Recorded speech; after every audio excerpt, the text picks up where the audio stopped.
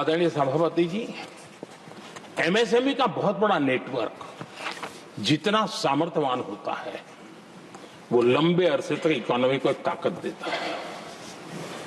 हमने उस दिशा में बल दिया और हमने कई रिफॉर्म्स किए हैं।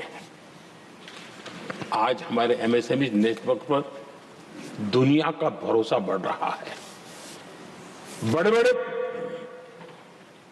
हो सकता है हम हवाई जहाज नहीं बना दोगे, लेकिन कई हवाई जहाज है जिसमें कई पुर्जे मेरे देश के छोटे छोटे एमएसएमई बना रहे हैं।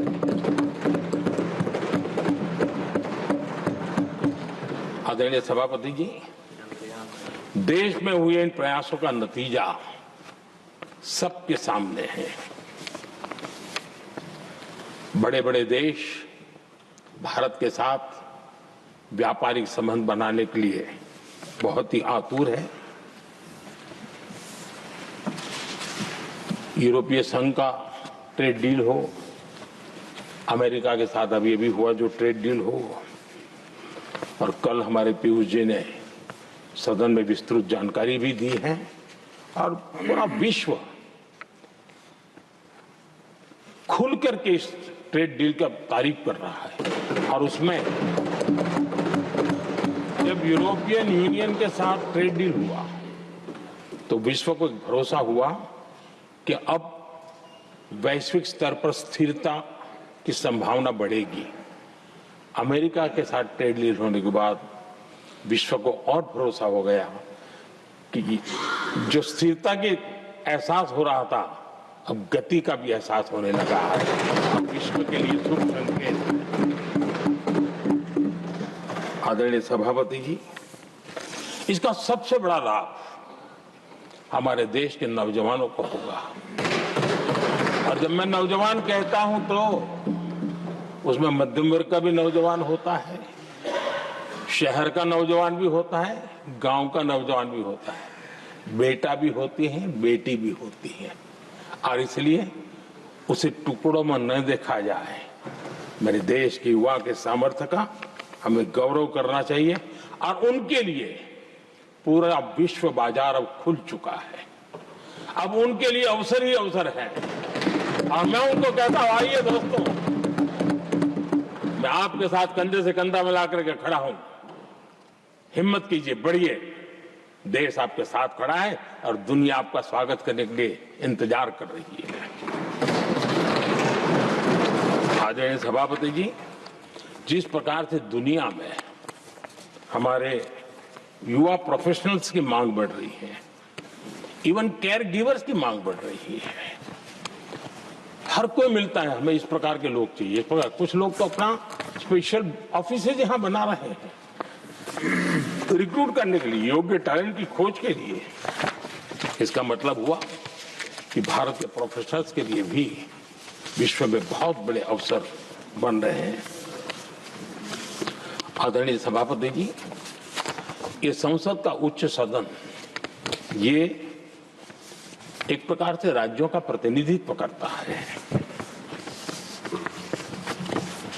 और जो चर्चा की बारीकियां मैंने देखी, मेरा मन कहता है कि थोड़ा स्तर इसका ऊपर होना चाहिए था, और वहां से तो ज्यादा होना चाहिए। वो तो कितने साल तक सरकारों में रहे हैं, वहां से जरा चर्चा का स्तर ऊंचा होना चाहिए था। लेकिन उन्होंने ये मौका भी गंवा दिया। देश उन पर कैसे भरोसा कर सकता है। आदरणीय सभापति जी, मैं कल एक माननीय सदस्य को सुन रहा था। यूं तो वो अपने आप को राजा कहलाने में बहुत गर्व करते हैं, लेकिन वे आर्थिक असमानता की चर्चा कर रहे थे। बताइए, जो खुद को राजा माने और वो आर्थिक असमानता की बात करे, तो लगता है कि क्या यही देखने के बाकी रह गए थे क्या। आदरणीय सभापति जी, हमारे टीएमसी के साथियों ने काफी कुछ कहा। जरा खुद तो अपने गरेबा में देखें। निर्मम सरकार पतन के जितने भी पैरामीटर्स हैं, उन सब पैरामीटर्स में नए नए रिकॉर्ड बनाते जा रहे हैं और यहां उपदेश दे रहे हैं। क्या हाल करके रखा हुआ है। ऐसी निर्मम सरकार से वहां के लोगों का भविष्य अंधकार के अंदर डूब रहा है, लेकिन इनको कोई परवाह नहीं है। सत्ता सुख के सिवाय कोई आकांक्षा नहीं है और वे यहां उपदेश देते हैं। घुसपैठ।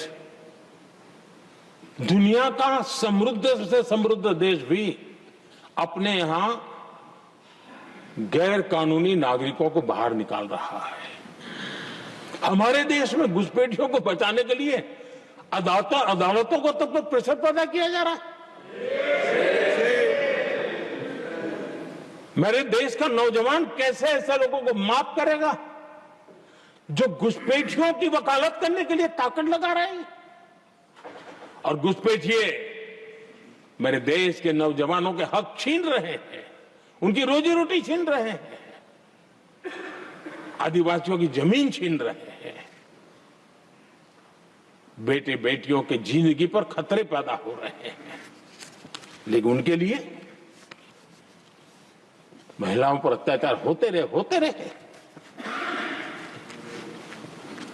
सत्ता नीति के सिवा कुछ करना नहीं, और वो यहां पर हमें उपदेश दे रहे हैं। और ऐसे चिंताजनक सभी विषयों पर आंखें मूंद करके बैठे हुए वो लोग हैं। एक हमारे माननीय सदस्य काफी कुछ बोल रहे थे, जिनकी पूरी सरकार शराब में डूब गई, जिनके शीश महल घर घर में नफरत का कारण बन गए, और शायद उनको ब्लैक शब्द ज्यादा पसंद है। हर एक अपना अपना एक भूतकाल होता है।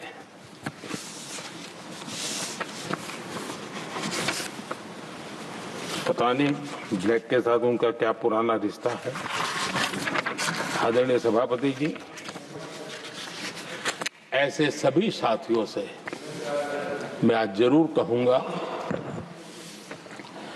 तुम कितना दुनिया को धोखा दोगे, तुम कितना दुनिया को धोखा दोगे। आईना देख लिया तो अपनी सच्चाई कहां छिपाओगे।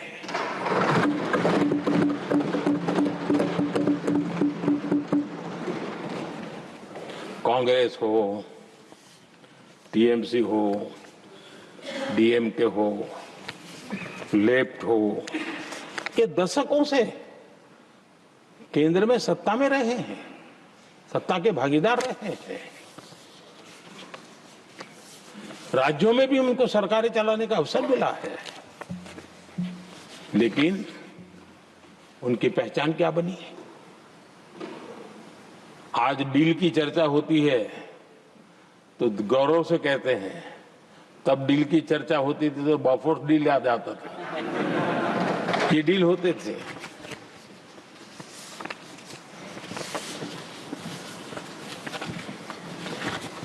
उन्होंने सिर्फ जेब भरने का काम किया।